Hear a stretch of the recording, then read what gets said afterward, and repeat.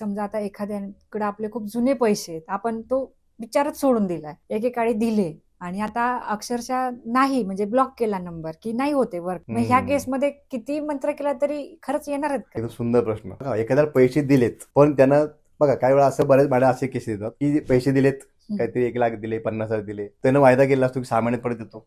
हो 6 महिने काय 6 वर्षाला ती परिस्थिती परत मिळत नाहीत.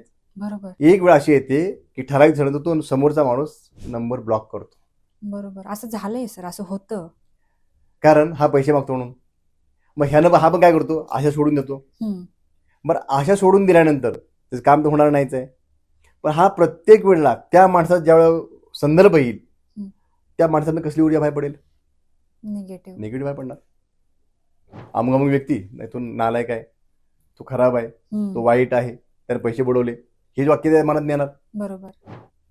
सतत त्या माणसाबद्दल काही विचार किंवा तो माणूस किंवा त्या माणसाची साधर्म्य असलेली व्यक्ती त्या नावाची कोणतं नाही XYZ माझे पैसे बुडवले, पुन्हा XYZ नावाची व्यक्ती जर भेटली कोणी तर त्याला ते क्लिक होतं, कारण त्याचं अँकरिंग झालेलं असतं. सतत हा ऊर्जेचा खेळ आहे. बघा मी काय म्हणलो, जप करता तुम्ही त्या माणसाबद्दल आतापर्यंत किती ते वाईट बोललेलं आहे. ज्या वेळेवर तुम्ही चांगलं नाही बोलला ना त्याच्या 10 पटींना नाही 100 पटींनी त्याला वाईट बोललेलं तुम्ही. आणि बरं ते आतून आलेलं आहे. बघा वर्ण बोलणं आणि आतून बोलणं फरक आहे. अंतर्मनातून येणारी गोष्ट त्याला काय अटॅचमेंट असते, भावनेची अटॅचमेंट असते, इमोशनची अटॅचमेंट असते. इमोशन खूप काम करतं खतरनाक. संपूर्ण व्हिडिओ बघण्यासाठी द सारिका शो या युट्यूब चॅनलला आत्ताच भेट द्या.